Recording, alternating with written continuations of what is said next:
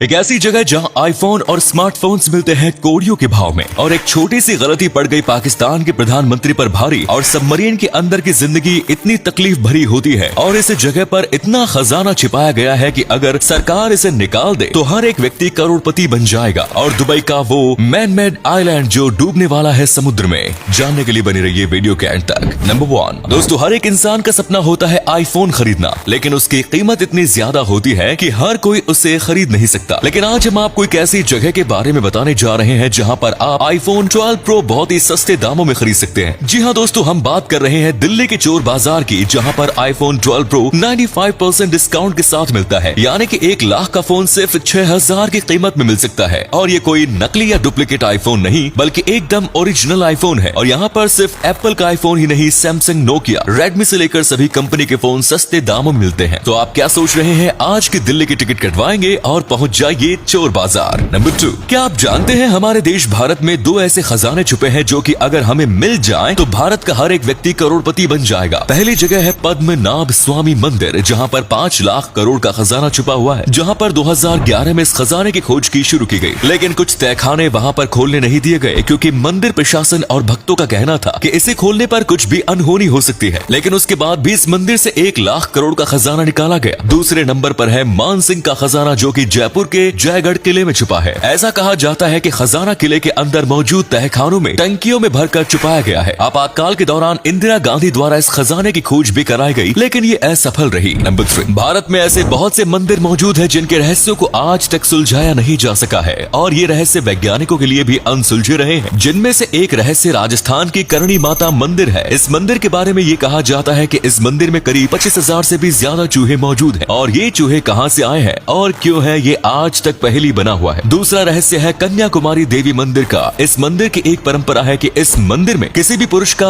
आना मना है। इस मंदिर परिसर में सिर्फ स्त्रियां ही पूजा करने के लिए आ सकती हैं। स्त्रियों के अलावा किन्नर भी इस मंदिर में प्रवेश कर सकते हैं। और इस मंदिर की सबसे अनोखी बात यह है कि अगर किसी पुरुष को इस मंदिर में प्रवेश करना है तो स्त्री की तरह 16 श्रृंगार करके आना होगा और तभी प्रवेश दिया जाएगा। ऐसा क्यों है, ये आज तक रहस्य बना हुआ है। दुनिया में भले ही अत्याचार बढ़ते जा रहे हैं, लेकिन फिर भी अच्छे लोगों की कमी नहीं है। ऐसा ही एक उदाहरण देखने को मिला जब एक सड़क पर गाड़ी चलाते हुए ड्राइवर बेहोश हो गया और उसकी गाड़ी अनियंत्रित होकर सड़क पर आगे बढ़ने लगी। जब एक महिला ने देखा कि ड्राइवर तो बेहोश हो चुका है, वो महिला उस गाड़ी की तरफ दौड़ी और उस गाड़ी को कहीं भी टकराने से रोकने लगी और लोगों को चिल्लाकर हेल्प के लिए बुलाने लगी। जब लोगों ने देखा कि यहाँ पर कुछ गड़बड़ हुई है, तब 3-4 और लोग आकर इस गाड़ी को रोक लेते हैं और गाड़ी के कांच को तोड़कर ड्राइवर की मदद करते हैं और उसकी जान बचा लेते हैं। ये महिला अपनी जान की परवाह ना करती हुई गाड़ी को रोकने की कोशिश करती है, साथ ही दूसरों को भी मदद के लिए बुलाती है। ये वाकई काबिले तारीफ था। नंबर 5, क्या आप जानते हैं जब जहाज पानी के बीचों बीच होते हैं और उन्हें रोकना होता है तब एंकर का इस्तेमाल किया जाता है। पहले के जमाने में अलग तरह के एंकर इस्तेमाल किए जाते थे, लेकिन आजकल क्राउन इस्तेमाल किए जाते हैं जो कि चैन के द्वारा जहाज से बंधे होते हैं। एंकर को गिराने, उठाने, चैन से बांधने आदि के लिए विंडलास मशीन यूज की जाती है। चैन को जहाज पर स्थित डेक में नीचे कमरे में रखा जाता है और इनको इलेक्ट्रिक मोटर या हाइड्रोलिक मशीन की सहायता से गिराया और उठाया जाता है। इसके लिए ये भी ध्यान रखना होता है कि समुद्र के अंदर की सतह पथरीली ना हो, नहीं तो एंकर उसमें फंसकर टूट जाता है या फिर चैन को तोड़ सकता है। जब एंकर गिराया जाता है तब शिप को लहरों की दिशा में ही होना जरूरी होता है। नंबर 6, दोस्तों आपको जानकर हैरानी होगी कि दुबई में बनाया गया पाम जुमेरा आइलैंड पानी में डूब रहा है। जी हाँ दोस्तों, $12 मिलियन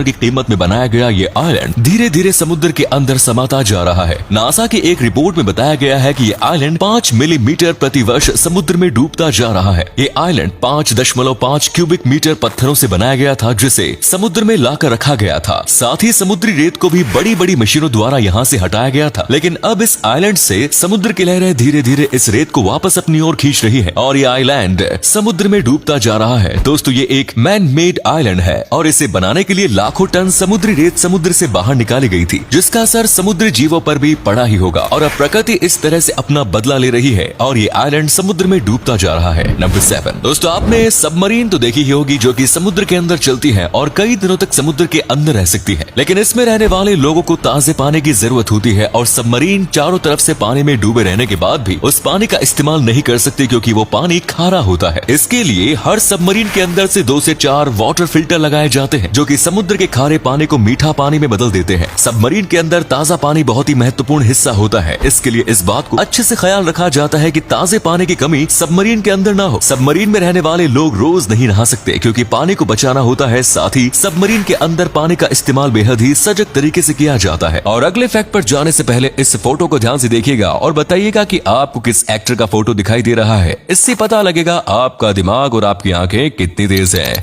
मिलते हैं आपको 5 सेकेंड्स। नंबर 1, कभी कभी एक छोटी सी गलती इतनी भारी पड़ जाती है कि देश के प्रधानमंत्री को भी अपने पद से इस्तीफा देना पड़ता है। पाकिस्तान के प्रधानमंत्री नवाज शरीफ को 2017 में पनामा पेपर से जुड़े एक केस में अपने पद से इस्तीफा देना पड़ा। हालांकि इन पेपर्स में उनका नाम नहीं था बल्कि उनके तीनों बच्चों का नाम था। उन्होंने कहा था कि उन्होंने इससे जुड़ी जो भी प्रॉपर्टी खरीदी है वो लीगल तरीके से ही खरीदी है। साथ ही उनकी बेटी मरियम नवाज ने 2006 में इस बात का सबूत भी दिया था और कुछ कागज सबूत के तौर पर पेश किए थे कि पेपर बिल्कुल सही थे। लेकिन इनमें गलती थी। इन पेपर्स में जो फॉन्ट इस्तेमाल किया गया था वो था माइक्रोसॉफ्ट कैलिबरी था, जो कि 2007 के बाद ऑफिशियल इस्तेमाल में आया। जब जांच की गई तब इसी बिना पर उन्हें दोषी करार दिया गया और उनके कागजात को फर्जी बताया गया और नवाज शरीफ को अपने पद से इस्तीफा देना पड़ा। तो ये थे कुछ अमेजिंग फैक्ट्स। इनमें से कौन सा फैक्ट आपको सबसे जबरदस्त लगा कमेंट्स में जरूर बताएं। वीडियो को यहीं पर एंड करते हैं। ये वीडियो देखने के लिए बहुत बहुत धन्यवाद।